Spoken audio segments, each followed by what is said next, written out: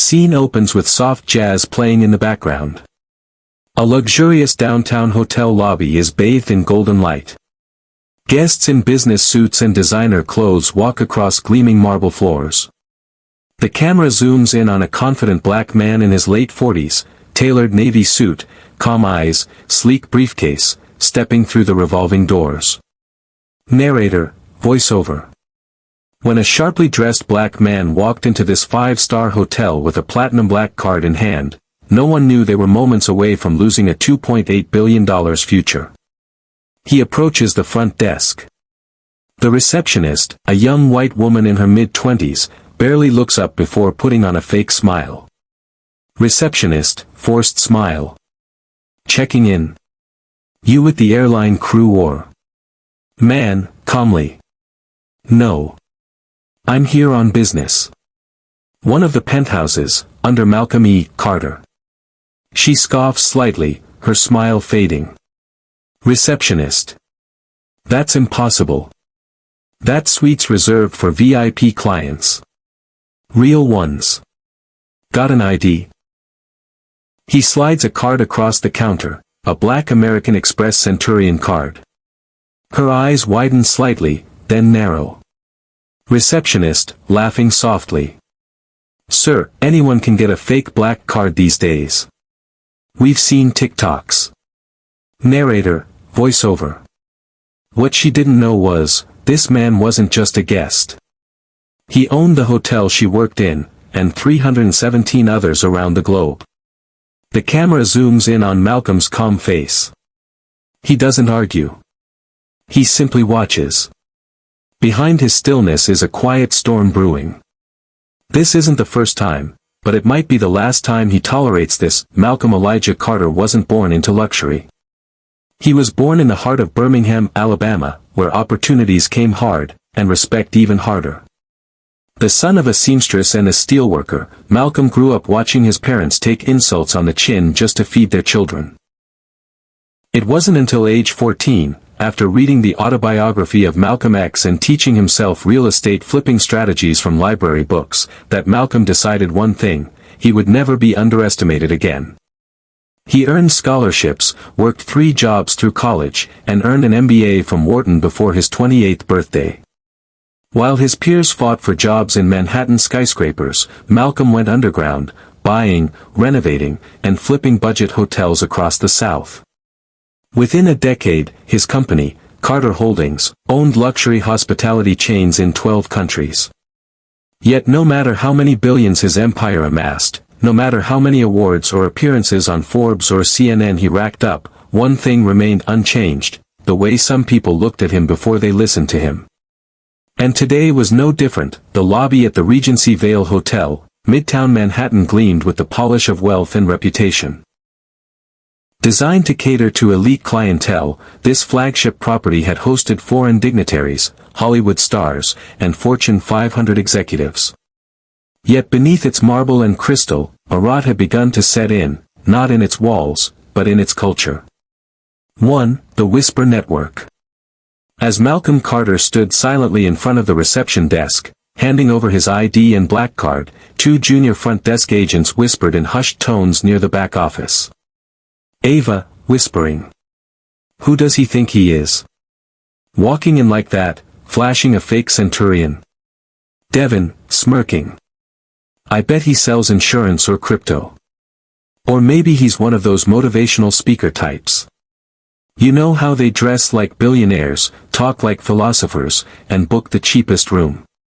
They chuckled quietly, not knowing that the hotel's hidden surveillance system had been rerouted, by him, just 30 minutes earlier. 2. The general manager joins in. Inside the executive suite on the second floor, General Manager Richard Langford received a call from Ava at the desk. Ava. There's a guest claiming to have the Carter suite booked. Says his name is Malcolm Carter, but the reservation's locked under an anonymous VIP code. Langford, laughing. That suite's reserved for tomorrow's investor summit. Some high-level exec from Carter Holdings is supposed to be staying there. You really think a black guy with a knockoff Centurion and no entourage is the billionaire? Ava. He's calm, too calm. Like he owns the place or something. Langford, snorting. Let him stew. Tell him we'll give him a deluxe suite instead. He'll be grateful once he sees the view. 3. Malcolm's quiet observations. Meanwhile, Malcolm had taken a seat in the corner of the lobby, patiently waiting as the staff sorted out the system glitch. He sipped lemon water. His demeanor remained still, yet every detail registered. The dismissive glances. The sneering comments. The security guard casually shifting closer. The fake smiles masking real bias. His phone buzzed. Message from Darian, Chief Legal Officer. Boardrooms prepped for tomorrow. Deal doc signed. You ready to announce the acquisition? Malcolm stared at the screen for a moment. $2.8 billion. The biggest acquisition in Carter Holdings history. This very hotel group, the Corinthian Regency Collection, was about to become his. But now. His calm expression didn't change, but inside, a decision had been made. 4. We don't do that here. After nearly 20 minutes, Ava returned with a look of strained patience. Ava, fake smile. Mr. Carter, I'm afraid the suite you're asking for is currently unavailable. We're happy to offer you a deluxe skyline view room. Complimentary champagne and a food voucher included. Malcolm tilted his head slightly, calm as a monk. Malcolm. I see. And the reason for the change? Ava.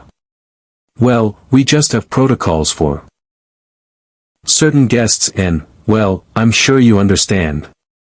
Malcolm, softly. I do. All too well. He took the room key, stood slowly, and walked toward the elevators. As he passed a bellhop, he heard a muttered comment. Bellhop, to another staffer. Must have got lucky in crypto or something. They always show up out of nowhere. Malcolm pressed the elevator button without a word. 5. The card was never fake.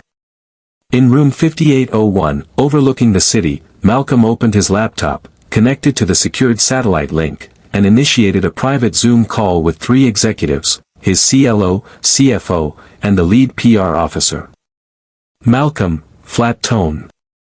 Call it off. Entire acquisition. We're pulling out of the Corinthian Regency merger. Darian, stunned. Wait, Malcolm, we're less than 24 hours from the press release. The contracts. Malcolm. Nullify it. Send a formal statement. We're not investing in a company that can't train its frontline staff to treat every guest with basic dignity. Sierra, PR officer. What do you want to say in the public response? Malcolm. I'll write it. First, I want security footage pulled. I want audio. I want everything. He leaned back, took a deep breath, and smiled for the first time that day. Malcolm. And call Boardman at Black Enterprise. I think it's time for a feature story. 6. Word travels fast. The next morning, chaos erupted behind the scenes of the Regency Vale Hotel. Phones buzzed non-stop. Corporate lawyers panicked. Media outlets began calling. A breaking headline appeared on Twitter. Breaking, Carter Holdings pulls out of $2.8 billion acquisition, citing leadership and staff misalignment with core values. Inside the hotel's management office, GM Richard Langford turned pale as a printed still image landed on his desk, a freeze frame from lobby camera footage, Malcolm, standing calmly with his Centurion card extended. The caption below. Malcolm E. Carter, founder and CEO, Carter Holdings. Richard's hands trembled. The morning sun filtered through the Regency Vale's glass facade, but instead of the usual calm efficiency, chaos reigned behind the front desk. Phones rang endlessly. Staff whispered nervously. General Manager Richard Langford's normally confident swagger had evaporated. He had spent the last hour reading and rereading the headline on every financial and business outlet across the globe. Carter Holdings pulls out of $2.8 billion deal with Corinthian Regency, CEO cites disrespect from hotel staff at flagship property. Panic spread like wildfire. Richard. This can't be happening. He didn't even identify himself. How were we supposed to know? Ava, tearing up. He didn't raise his voice. He didn't threaten anything. I just thought he was faking. The regional director was on his way. Investors were demanding explanations. Emails flooded in from corporate. But it was too late. 2 elevator doors open, silence falls. It was 9:13 a.m. when the elevator doors opened in the lobby with a soft chime. Out stepped Malcolm E. Carter. No longer in travel wear, he was now dressed in a charcoal gray custom suit, gold cufflinks gleaming. His demeanor was the same, calm, unbothered, lethal. Behind him, 2 of his senior advisors walked silently. One held a leather briefcase. The other, a digital tablet with live media streams already loaded. The lobby froze. The same guests who had ignored him yesterday now turned and whispered. The bellhop who mocked him looked away. Ava's hands trembled. Richard Langford broke into a cold sweat. Malcolm walked toward the front desk, slow, deliberate steps. Malcolm, softly. Is this the part where someone offers me a welcome drink? No one spoke. Not at first. 3. The manager's pathetic excuse.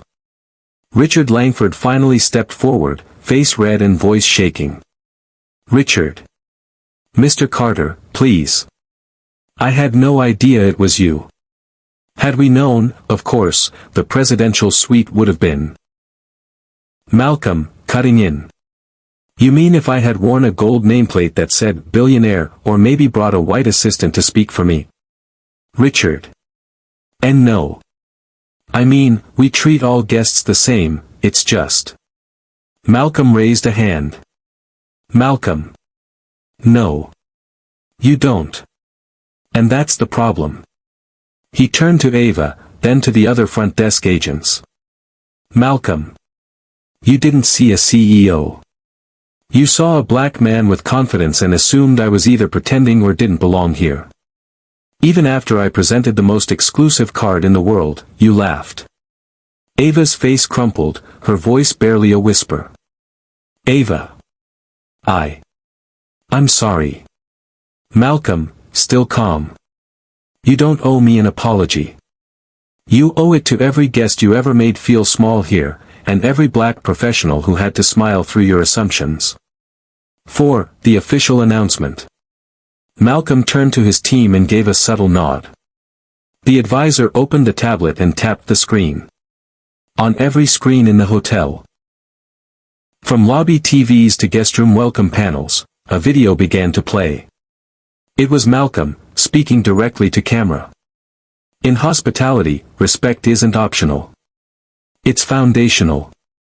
Yesterday, I visited my own hotel Undercover. What I experienced was bias, dismissal, and arrogance. Today, Carter Holdings formally withdraws our intent to acquire the Corinthian Regency Group. Not because the business isn't profitable, but because its people aren't ready.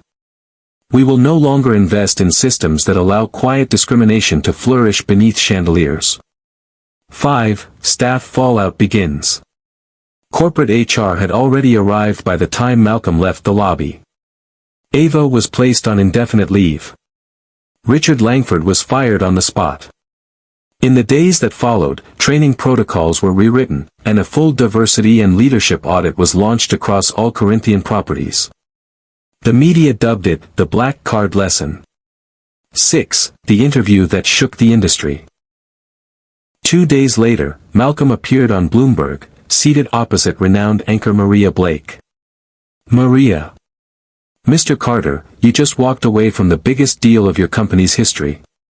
What made you pull out? Malcolm. Because no deal is worth my dignity. Or anyone else's.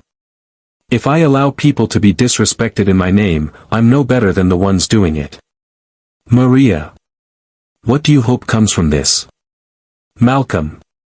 That young black professionals can walk into any hotel lobby in this country and be seen for who they are, not what stereotypes suggest. And that businesses finally understand, respect is not a courtesy. It's a currency.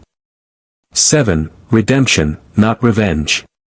1 week later, Malcolm received a handwritten letter from Ava. It wasn't an excuse, it was a confession. You didn't just humble me. You held up a mirror. I saw how automatic my bias had become. I promised to do the work. I hope to one day earn back what I took from that moment. Malcolm never responded. But he kept the letter. Because this was never about revenge. It was about responsibility. While news outlets raged over the $2.8 billion fallout and social media hailed Malcolm Carter as a symbol of dignity, behind the scenes, he was already several steps ahead. For Malcolm, this wasn't a publicity stunt. It was a wake-up call, not just for Corinthian Regency, but for the entire hospitality industry. And more importantly, it was a personal mission. Because Malcolm Carter had once been the boy who was asked to leave a hotel lobby at age 12, told by a concierge that this area is for guests, not loiterers. That boy had promised himself that one day he would own buildings like that. Now, he wasn't just owning them. He was rebuilding the culture inside them. 2. Operation Veritas, a secret project revealed. 2 weeks after the incident, Carter Holdings quietly launched a new internal division, Operation Veritas. Its mission: audit frontline customer service practices.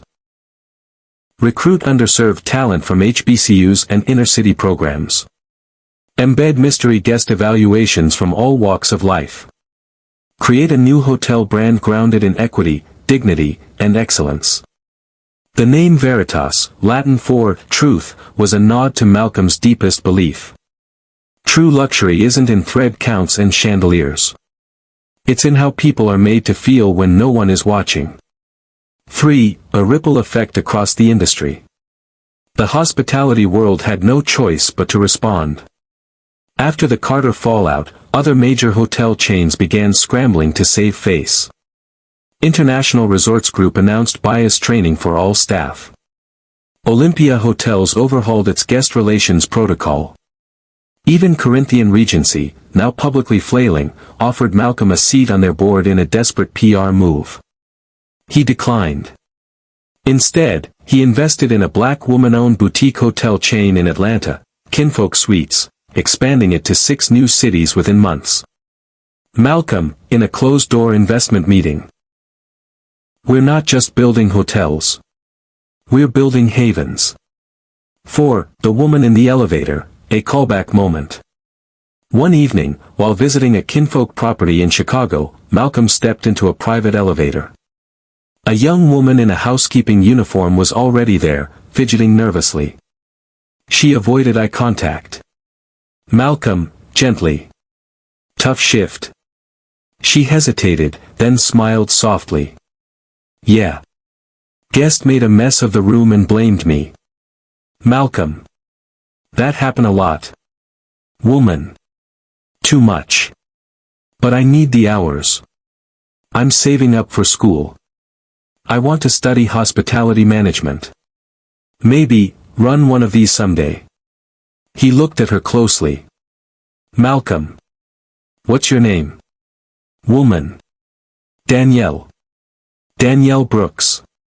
He nodded, stepped off at the penthouse, and said just before the doors closed. Malcolm. I'll see you at corporate orientation next year, Miss Brooks. Full scholarship.